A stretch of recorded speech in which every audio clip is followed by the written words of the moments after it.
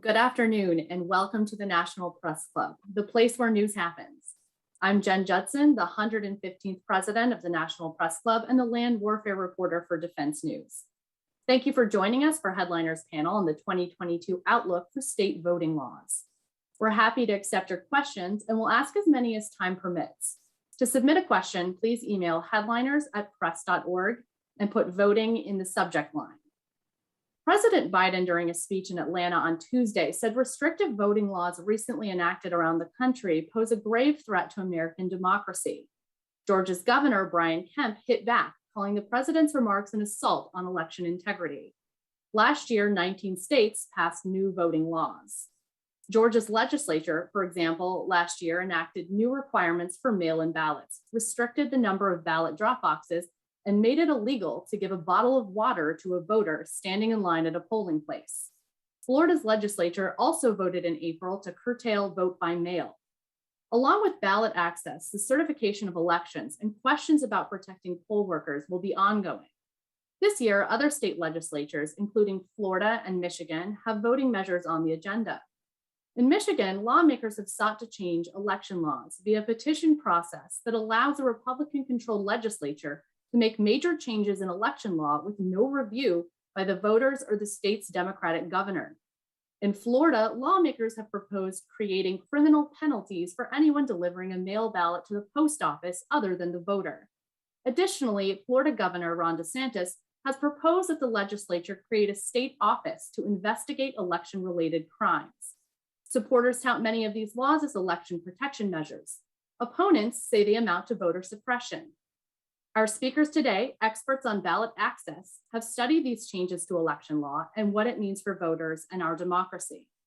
Joining us to discuss these important issues are Diana Phillip, Chief of Staff of the Democracy Initiative, a coalition of 75 civil rights and social justice organizations; Taifa Smith Butler, President of Demos, a New York-based think tank that conducts research on voting rights and money in politics; and Karen Hobert Flynn, President of the watchdog and advocacy group Common Cause.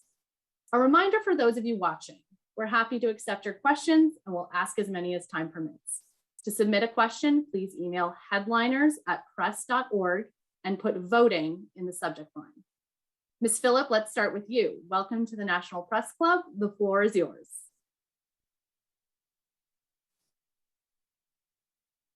Thank you. Thank you so much for this opportunity. And thank you for joining us today.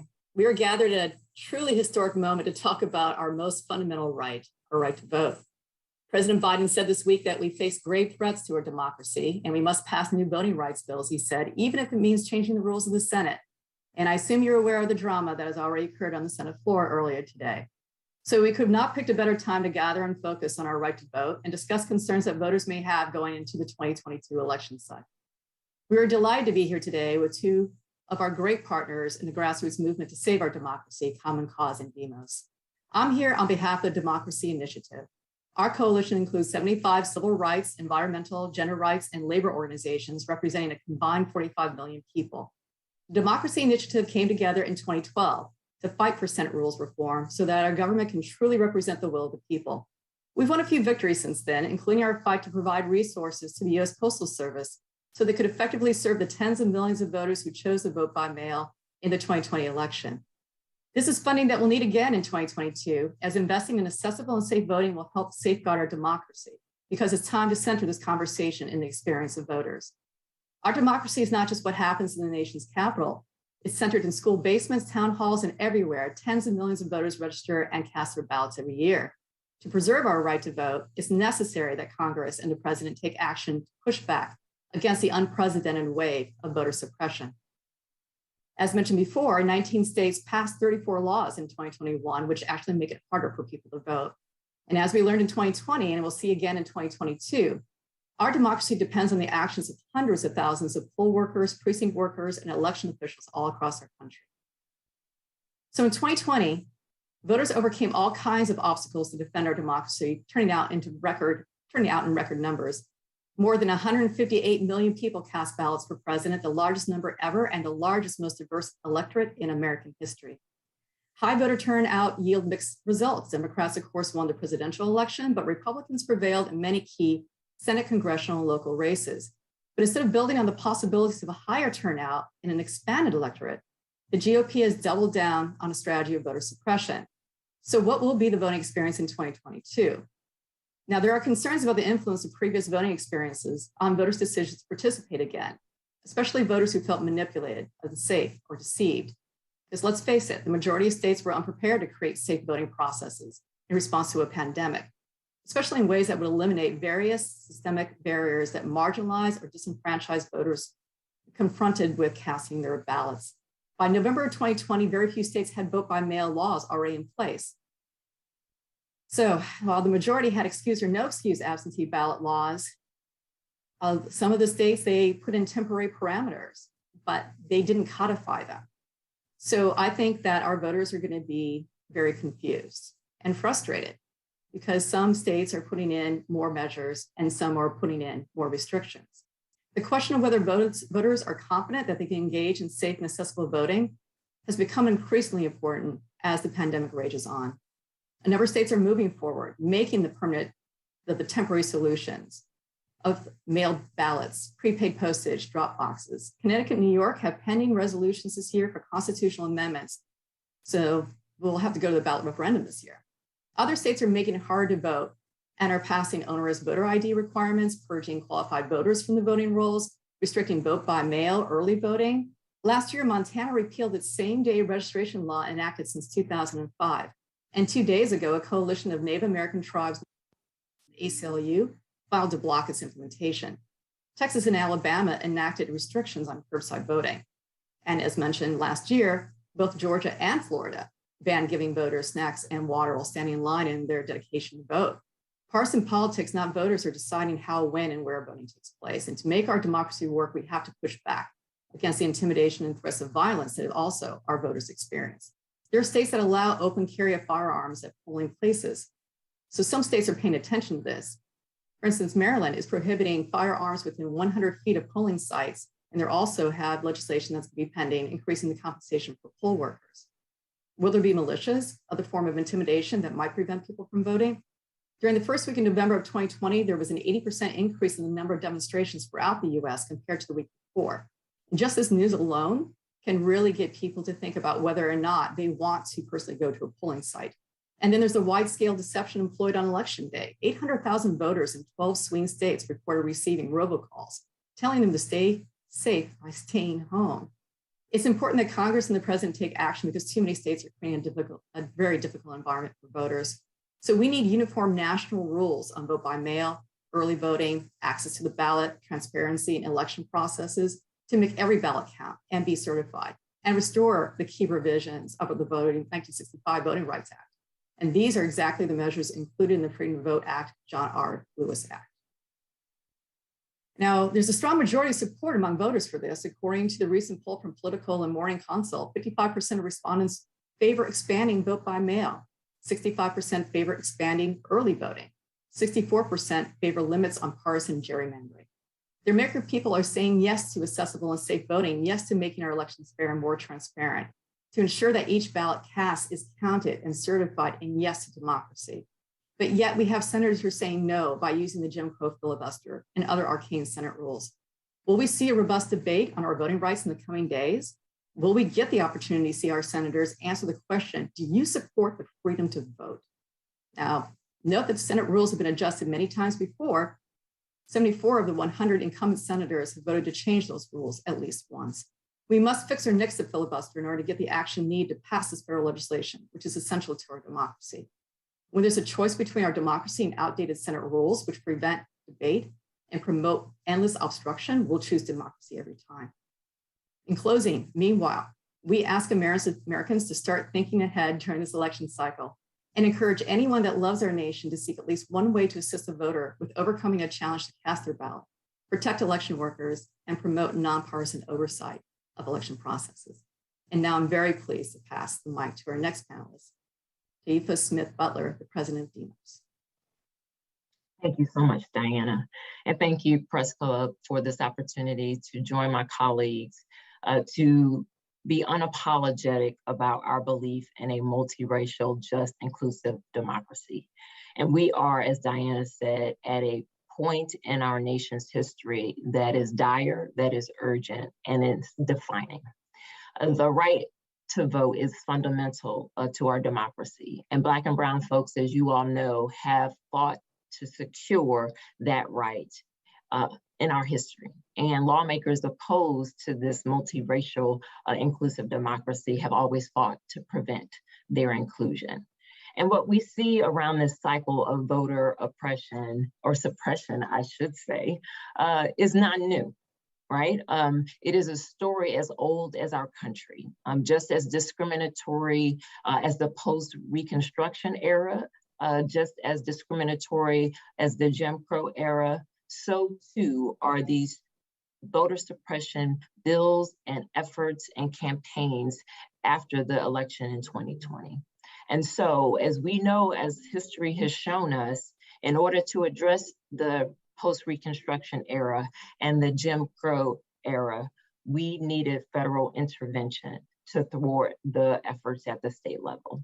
And I'm saying today, we need it again.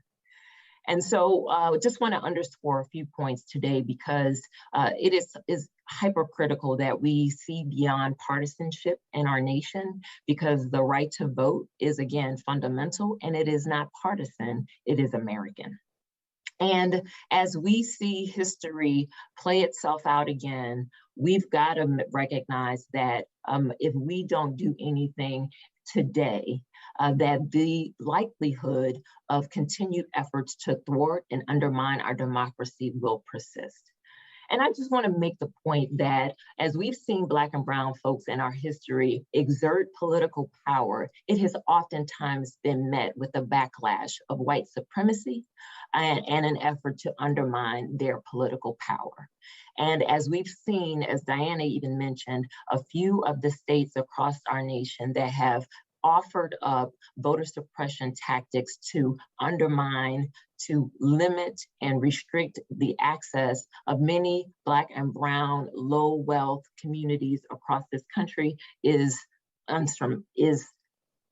shame, a sin and a shame, quite honestly, as we talk about a just democracy for America.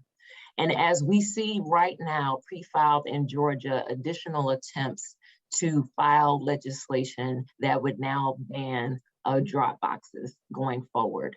And so if we, again, do not do anything to preempt and change what has already been codified unchecked by our federal government through the erosion of our Voting Rights Act, through the Supreme Court, we will continue to say to Black and brown communities across this nation that your vote does not matter. And so again, we must make a difference today.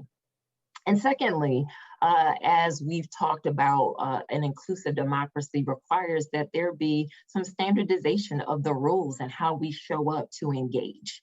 And right now we are living the tale of two different countries, depending on the melanin in your skin, depending on where you live, depending on your age, depending on your ability status. Your experience in this democracy is different depending on those factors. And so again, we've got to think about how we can ensure these state efforts that, again, undermine our democracy can be addressed. And I know we've talked about how important movement is in our nation. It's because of movement. It is because people have galvanized, who have stood up, who have protested in the streets, that we demand to be seen and to be heard and to have a say and fair representation. It is those movements that have increased our opportunity to change policy. And today, if we don't listen and hear what the movement is telling us, that they are being denied access,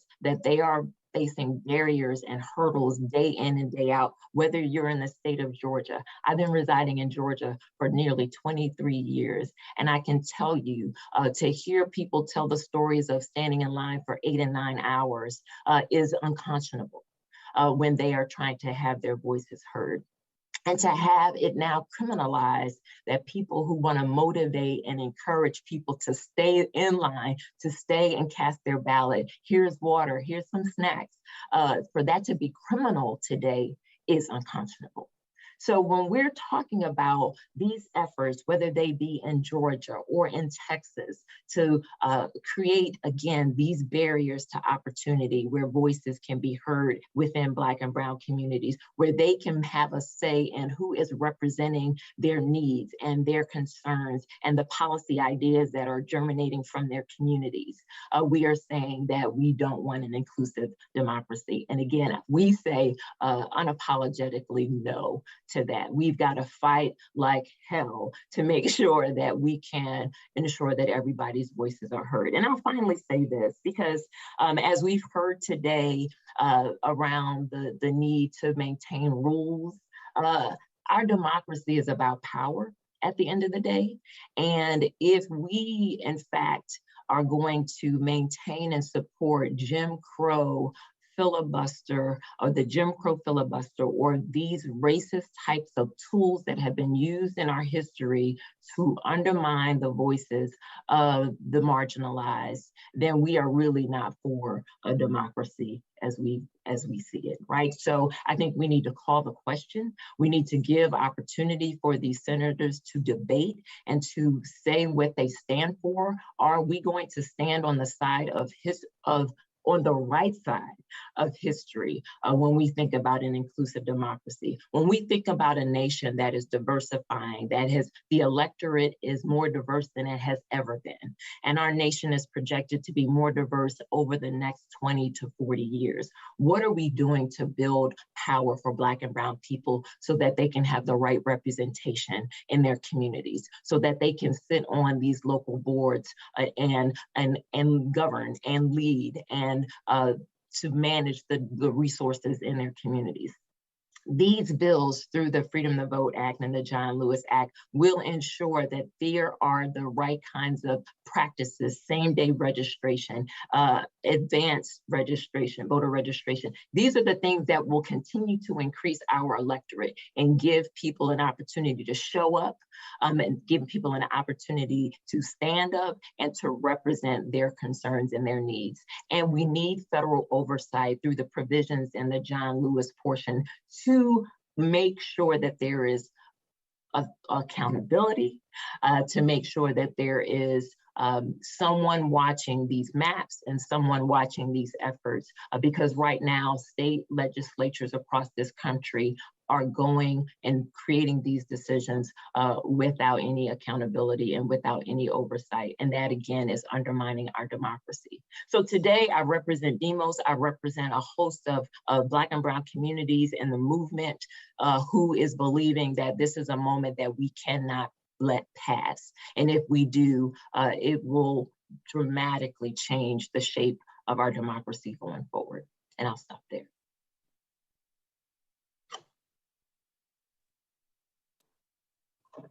Karen.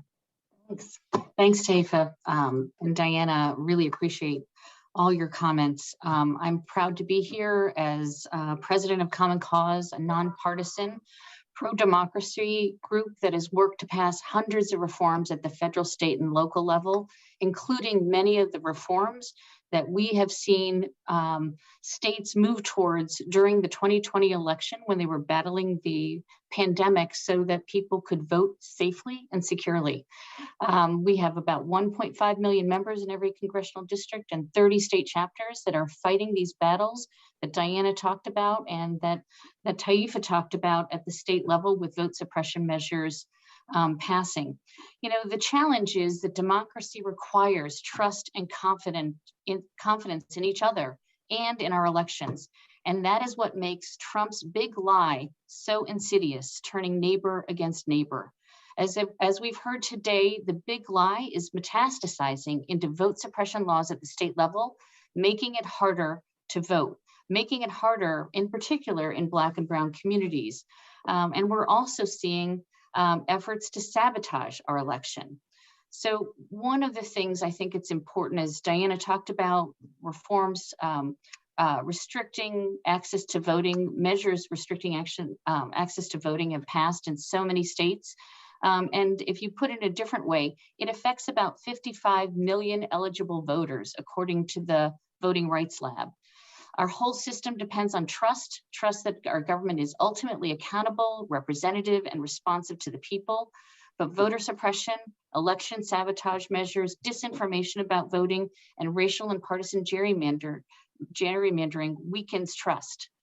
The big lie, a coordinated and cynical disinformation campaign spread by Donald Trump and his associates about the outcome of the election, has taken direct aim at our elections and trust in our elections. And that distrust has spread throughout the states. We also, beyond the vote suppression measures, we've seen a more dangerous trend where we are facing election subversion bills and threats against election officials. We've seen a new and alarming trend at the state level where many state lawmakers are working to politicize and criminalize the work of election workers who are just doing their job to ensure a professional, fair, and free election. These laws go beyond vote suppression by changing who runs elections, who counts the votes, or who can ignore the vote count.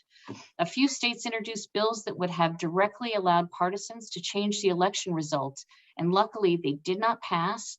But the goal was for state legislatures to be able to reject the voters' decision, reject the election results. We believe these bills are going to be showing up in 2022 as well, and so we're going to need to be fighting those. We've seen bills that have been introduced that would turn over election administration tasks or vote counting to partisans. Only a few of those passed, but we expect to see more of those bills introduced and moving in states. Georgia is one where they removed the Secretary of State as chair of the state elections board. So that's one example of those kinds of laws. There are also many bills that are creating new crimes or civil penalties for legitimate election officials' actions, or if they make minor mistakes, criminalizing those, which can help partisans control election officials. And it's also leading to many election officials quitting their jobs. We've seen a Reuters poll that 1 in 3 election officials feel unsafe because of their jobs. Election officials in 12 states received nearly 800 intimidating and or threatening messages, including more than 100 that met the threshold of potential prosecution. There's also a Justice Department has launched a new law enforcement task force to address the rise in threats against election workers and administrators. And this has led to enormous turnover by exhausted and burned out election administrators. Legislation that is before Congress right now has strong provisions to deal with election sabotage and could address many of these problems. We've also seen some partisan officials, news organizations, and online platforms continuing to spread disinformation in ways that undermine confidence, not only in the 2020 election results, but undermining the confidence of elections. We saw, as I mentioned, 39 states modified their voting procedures in response to the pandemic in 2020 by expanding access to vote by mail and early voting. And many of those states are reversing those trends and cracking down on voter access, especially in communities of color. And this reversal of expansive vote by mail rules that worked very well in 2020 is driven in no small part by the former president's disinformation war on mail-in voting, because he claimed falsely that it led to fraud. We have seen disinformation spiral online, even post-election. And there's still a lot of information we don't know yet about how this happens and how to combat it. I will say that social media platforms and big tech need to dramatically up their game when it comes to transparency. And that means being proactive, forthright, and accessible to researchers and journalists, even if the uncomfortable truth is that much of the disinformation that suppressed votes in prior elections showed up on their platforms. Also, much of the organizing of the insurrection showed up on social media platforms. Common Cause during election season does nonpartisan election protection work, and we monitor election disinformation. And when we see it around the election and confusing voters about what the laws are, we push platforms to take it down, social media platforms, sometimes with success and sometimes they won't do it. We also notify voters, Republicans, Independents, and Democrats, about the disinformation and link them to trusted sources of election information from their Secretary of State's websites or other sources of information. And from that work, we know that platforms have proven that they cannot regulate themselves to effectively combat disinformation. So Congress should pass legislation to protect whistleblowers and preserve researcher access to social media without retaliation, as well as prohibiting discriminatory algorithms to reduce the spread of voter suppression, because we know that oftentimes they are targeting Black and brown voters with this disinformation. We also need to look at what's happening right now. Partisan players who want to silence voters aren't just focused on voting laws, they're also drawing unfair maps. As of January 6, 26 states, most recently California, Georgia, Michigan, and New Hampshire, have finished drawing their congressional maps. The intentional partisan skewering of maps disregards population changes, particularly growing communities of color, and have resulted in lawsuits in Alabama, Georgia, Ohio, North Carolina, and Texas. Additionally, in several states, courts have been involved in the process of redistricting, either because of governor vetoes or stalemates, like in states like Connecticut, Minnesota, Virginia, and Wisconsin. In fact, in Ohio, the Supreme Court ruled today against a gerrymandered Ohio House and Senate district maps that were drawn by Republicans, and they declared the maps invalid and that they must be withdrawn in 10 days. Interestingly, the Chief Justice, a Republican, advised voters that they may want to replace the partisan commission that drew those maps with a truly independent, nonpartisan commission, which is pretty extraordinary to see. It's clear we need a law that bans partisan and racial gerrymandering and upholds the rights of Black, brown, Indigenous, and other voters of color to have fair representation.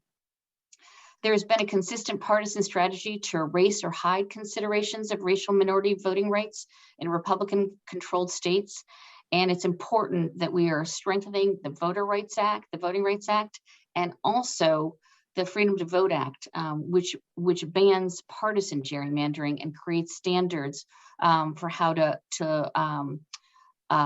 bring lawsuits, as well as banning the cracking and packing of voters to silence their voices. So finally, I would say that we have some real opportunities in the coming weeks to address these problems. As Taifa said, we need federal oversight and federal rules to help ensure that vote suppression measures and silencing people's voices in ultra-safe districts where incumbents don't have to listen to their voters is very important.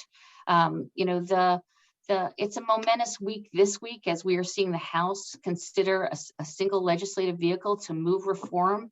And as Diana talked about, there are real challenges because Mitch McConnell has pledged to block, even a debate on these bills.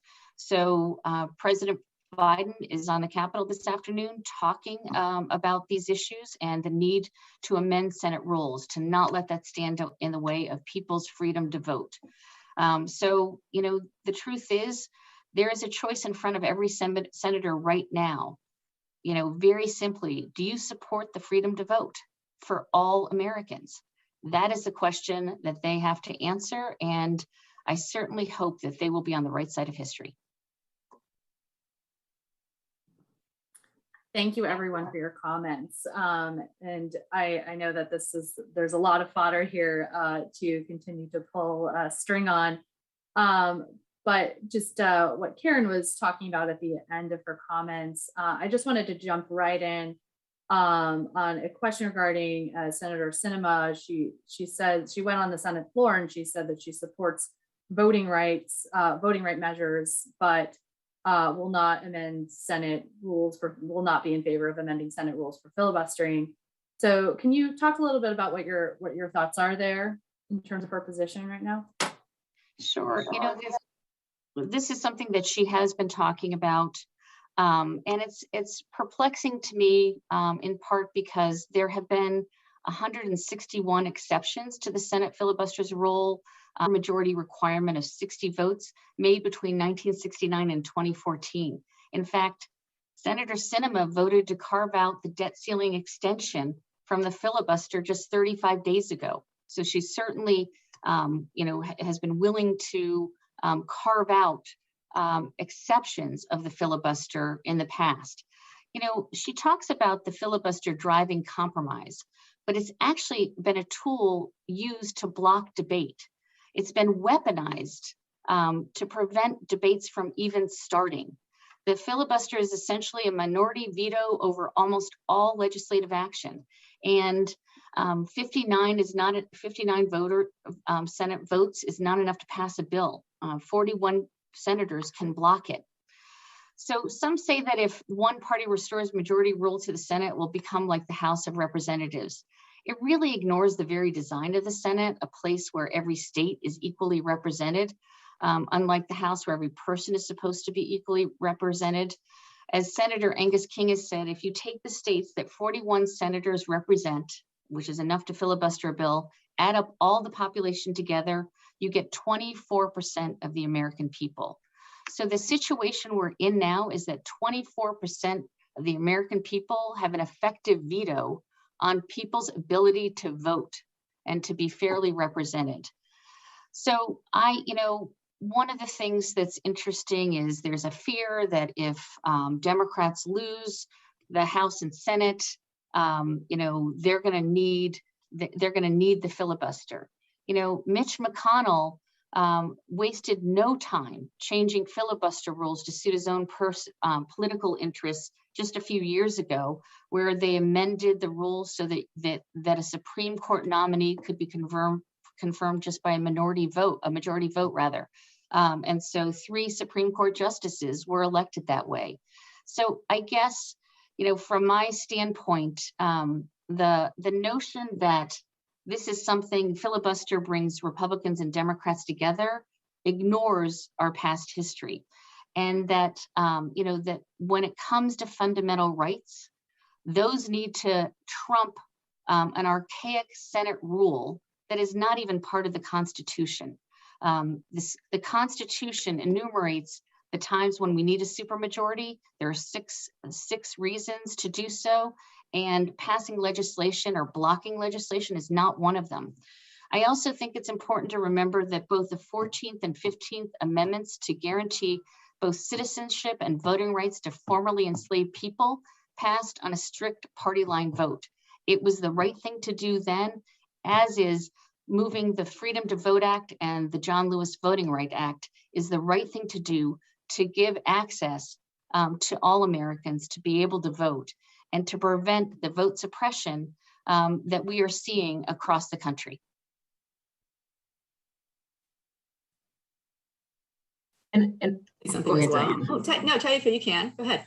No, I was just going to offer, Karen, you put that's so well put, to say out of one side of your mouth that we are for democracy, and on the other side, protect an anti-democratic rule and practice is just an oxymoron in and of itself.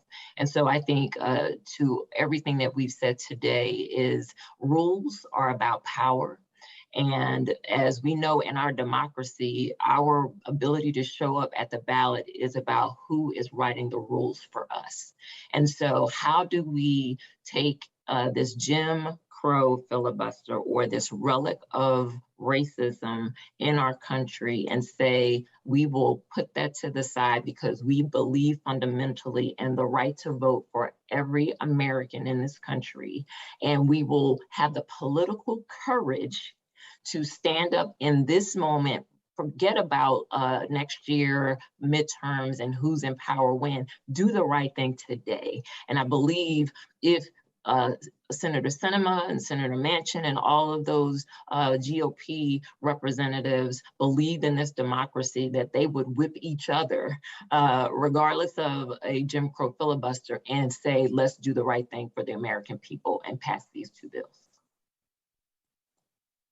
And I think that our organization is being perplexed by Senator Sinema because we don't really understand why she would do the carve out for the debt ceiling, not for voting rights, and knowing full well the legislation that is out there that can really meet the needs of today's people. And her being a former social worker and a lawyer, you know, what she's stopping in this process of us not having a robust debate about the filibuster, about not changing or even considering changing the Senate rules, is stopping the reauthorization of the Violence Against Women Act. It's stopping the extension for the ratification of the Equal Rights Amendment. It's stopping consideration of the Women's Health Protection Act. It's also stopping the Paycheck Fairness Act and the Equality Act for LGBTQ rights. I just don't understand this at all. And I don't know what's going to reach her to do the right thing. Thank you, everyone. I'm going to turn to a question from our audience of viewers online. This one comes from Celia Wexler. She's a National Press Club member. She asks, can you explain the differences among voting laws pending in Congress, including the Manchin bill, and their impact on state laws? Let's just break that down.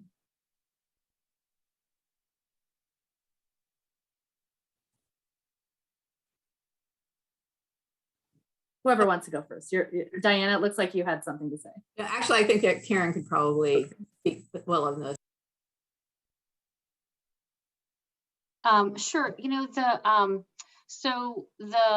we need both pieces of legislation. The Freedom to Vote Act actually has been a compromise negotiated with Senator Manchin, who had some concerns and thought that Republicans would support it if they made some compromises. But the Freedom to Vote Act puts in place many measures that could combat some of the vote suppression measures that we've seen pass. So, for example, providing for automatic voter registration, banning illegal purges, which could, bring 50 million people back onto the voting rolls by the Brennan Center's estimate. It also allows for 10 days of early voting. So many of the drop boxes and rules around vote by mail, so that there is first class paid postage for people to return their ballots. And it also ensures that the mail is expedited because they'll have smart codes on it. So the bill, the Freedom to Vote Act, really addresses the challenges we have seen in terms of the vote suppression measures that have passed. Now it applies to national elections, federal elections, but one of the things is we believe, because of the experience we have seen states adopting many of these kinds of measures during 2020, that states aren't going to want to run two different elections. And so we believe it will also benefit state elections as well. And then the John Lewis Voting Rights Act is an important measure that is going to be looking at we're putting in place some of the pre-clearance measures that had been gutted by the Supreme Court, both in the Shelby County ruling and another more recent ruling. And so that means that states where we have seen discrimination against voters of color, any kind of voting measure that they want to move, as well as any kind of redistricting plan, will have to go through pre-clearance and ensure that there isn't that they aren't inflicting harm. So it's a look back, but we need both the fair national standards for voting in federal elections, and many of the reforms. Freedom to Vote Act also ends racial and partisan gerrymandering as well, and has protections on election sabotage. So we need both pieces. And over time, we also are going to need to amend the Electoral Count Act. But you have to start first with ensuring that people's votes and voices are not suppressed. Because if you just deal with the Electoral Count Act and only do that, then you are keeping and ignoring the plight of millions of Americans whose voices have been silenced. And frankly, it usually ends up being, it is Black and brown voters, Indigenous voters, and other voters of color whose voices are suppressed. Thanks Thank for you, the question, Karen. Celia. Diana, did you want to make a comment, or Taifa? Okay, great. I'm going to jump to another question just related to an Ipsos poll that was released a few days ago that found that 41% of Americans are either not so confident or are not confident at all in the integrity of US elections. What do those numbers mean to you?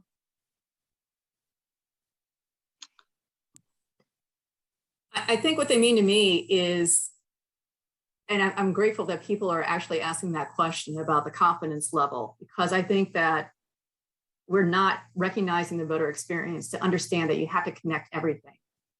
So it's not only the idea of trying to figure out how to register to vote, but how to get your ballot, how to cast your ballot, and then all the logistical barriers. And, if you're somebody that has a disability, you're somebody who's elderly, you have language challenges or literacy challenges, you're incarcerated, you're formally incarcerated, you're detained, you're in a hospital setting. I mean, how do you actually allow these people to vote? And I think that it wasn't only just what it's like to process, to be engaged in that process of voting, but also the culture of this intimidation and knowing that political violence was happening.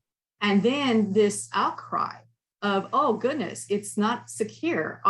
Somehow our elections are not secure. So now we're going to have to get these partisan ideas that certain people need to have the oversight when it's supposed to be a nonpartisan objective in order to ensure that our elections are going to be transparent, that they're going to be fair. And I think that when you read in the media and you see in social media and you see people out protesting, people are enraged, people are angry, and you connect that with the adverse experience of trying to vote and how difficult it was and how complicated it was, and not even knowing if your vote was going to count, then yeah, I think that there are people in this nation that I'm afraid are not going to think it's worth it.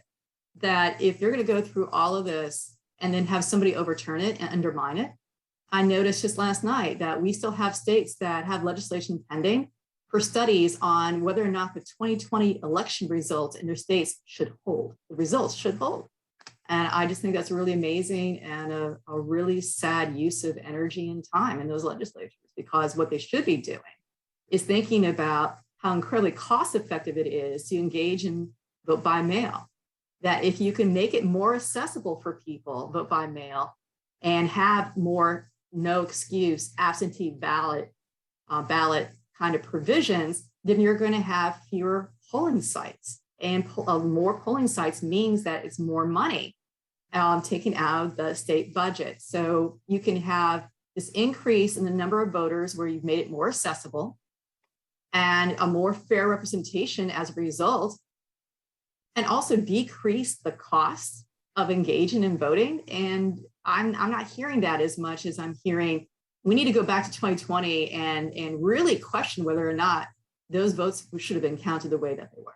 It's sad. So yes, I understand that poll. I understand the results of that poll very well. I would love to say, I'd love to see the crosstabs on that as well of the poll, because I think, again, depending on the experience, where you live and the experience you have will show what your confidence level is. And I would say to everything Diana said, if there's a lack of confidence in terms of electoral administration, right? How these things are happening, how I show up, the ease in which the logistics of how I can register to vote, how I can show up, well, through early voting and all of those processes. But I also think that there is a concern, a fear, and a frustration that even when people do, as we saw in the 2020 cycle, the largest turnout that we've seen in election history and the largest effort of Black and Brown communities, of the most diverse electorate that we've had show up, and then to say there was cheating, there was fraud, that wasn't real, it says to the community, again, their votes don't matter. And I also think, as Karen has alluded to, and as I've seen in the state of Georgia, when you have gerrymandered maps, politically gerrymandered maps, where you have electors or election legislators running for office unopposed because of the way in which their districts are drawn. It does not allow for fair representation. And I think that's where people are also concerned that even if I show up to vote, does it matter because I don't have the representation, the fair representation of my community and my needs, given how these lines are drawn. So to me, those are some of the broader questions about whether or not people are happy with the election process. Right. Actually, Taifa, it's a great point. And one of the things I can remember doing a press conference with Republican House member Fitzpatrick, who used to work in the corruption unit of the FBI. And one of the points he made is that there is far more corruption in districts that are egregiously gerrymandered, in part because people are in super safe seats and they don't have to listen to what their constituents want. They can act with impunity because it's very hard to vote them out. So you see more corruption, but you also see them disregard the will of the people. In Wisconsin, a state with highly gerrymandered maps, we saw the Republicans decimated the public education system from kindergarten all the way up to their college university system. And it was something that Wisconsin voters, Republicans, independents, and Democrats valued greatly, but they could move to gut that system because they could do it with impunity because they were in super safe districts. We also see that around environmental protection too, a very popular issue in Wisconsin, and Republicans could act with impunity on that. You also see them change the laws to rig the system for themselves, which includes moving vote suppression measures so that not only are they safe in their secure little districts, but then they work to diminish the ability of people who might oppose them to voting with their vote suppression measures. The last thing I'll say is, that poll also shows that lying, like the president did, but he had many others that lifted up on social media those lies and repeating those lies again and again, and having, showing up on Fox News where those lies would be repeated again, and have an entire ecosystem continuing to embed that in people's minds. We now know that lies like that are repeated and again cause real harm.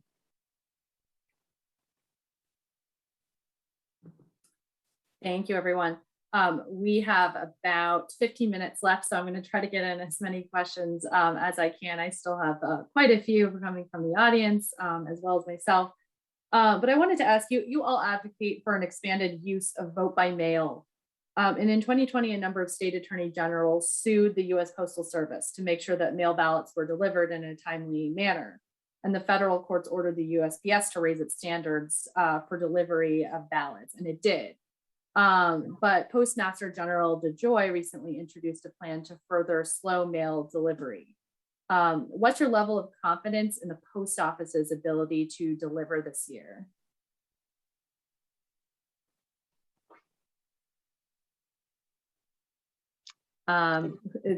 Whoever wants to take that one first, yeah, Karen or Diane.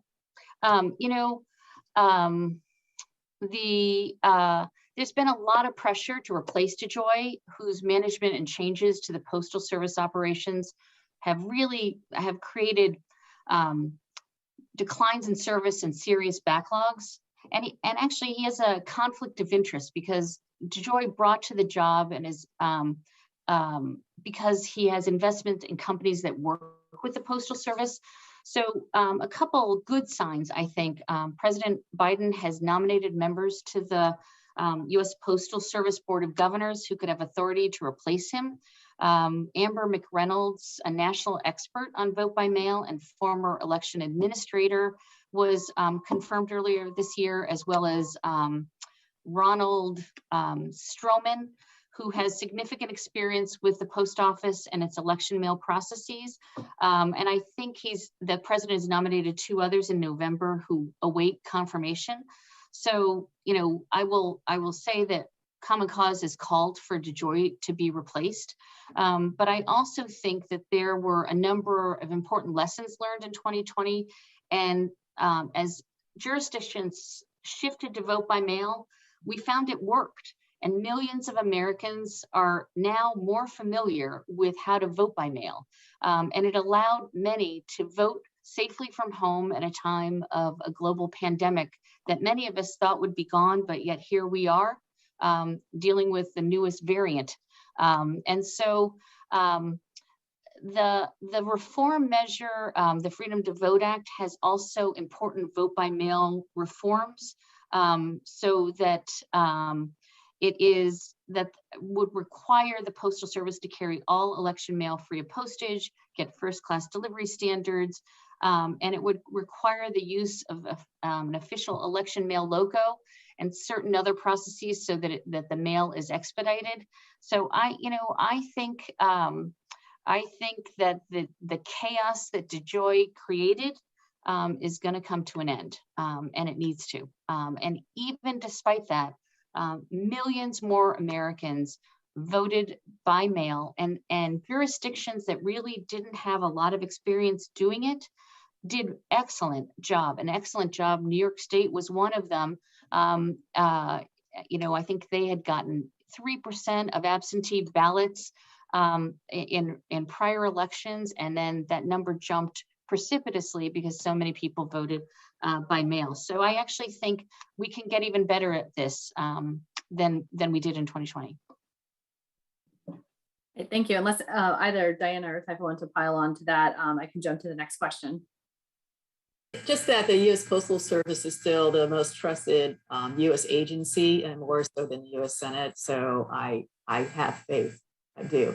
But I also know that they need the funding in order to effectively run that well. And that's why we need the national law that will have that budget line in it to make sure that all state and county officials are going to have the resources they need with the federal government in order to implement it well. All right, thank you. In your remarks, you discussed how some of the changes in election laws disenfranchise Black and Brown communities, among them the requirement to produce a government ID. How do you strike a balance between ensuring voter is who they say they are and ensuring that citizens who don't have a driver's license or a passport can vote? Well, I think that there are obviously a number of ways that we can provide that kind of security and protection without requiring a photo ID. Demos's team, we've done research around other mechanisms, sworn affidavits, and other types of tools that can help verify people's identity. But oftentimes we've seen Black and Brown communities are disproportionately, particularly young people as well, overrepresented when you factor in a voter ID and photo. So those are the things, again, if we want to make sure that our democracy is more accessible, especially access to the ballot, we recommend some of these other kinds of solutions and tools that don't put that kind of barrier in place. All right, thank you. Let's talk about election certification. How confident are you that this year's election results will be accepted? What changes to law are being made that cause you concern that relate to counting votes and certifying the election returns?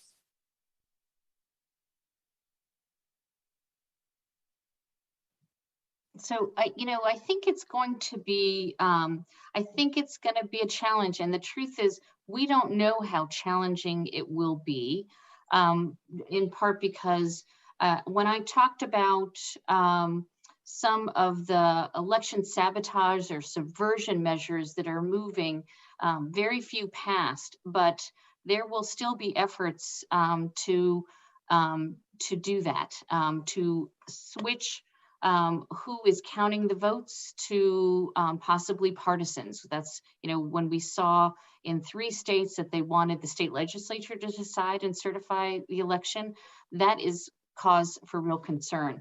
I think also if reform is passed, I think that there will be standards for how there have to be voting machines that create a paper ballot. that there has to be, those ballots need to be audited, and there are ways to do that, risk limiting audits. That's actually what we saw happen in places like Georgia, that we know are effective and good at doing that kind of work. So I think it's going to be a matter of whether we can get some reforms passed, and also fight back against these election subversion bills that we see cropping up, that we saw cropping up last year, and I have no doubt will be cropping up this year. Diana or Taifa, would you like to add to that? Okay. Well, with that, before we wrap up, we're at the 5-minute mark here. Before we wrap up today's discussion, let me take a moment to thank Headliners co-team leaders Donna Lineman-Legere and Lori Russo, the Headliners team member who organized today's event, Jamie Horwitz, Club Communications Director Kate Helster, and Club Executive Director Bill McCarran. I also want to thank our guests for being so accommodating today. This Newsmaker was initially planned as an in-person event, but the recent spike in COVID cases in Washington, D.C. and nationally made it necessary to shift to a virtual event. We hope to soon move events such as this back inside our beautiful and historic club facility. But until then, we'll continue to offer programs for members and the public virtually. For those National Press Club members watching, please note that our general membership meeting will be held via the web tomorrow at noon, January 14th. Registration is required. Visit press.org for more details. And now for the last question, and I like to keep it a little lighter and more fun. I'd love it if each of you could recount your first experience voting.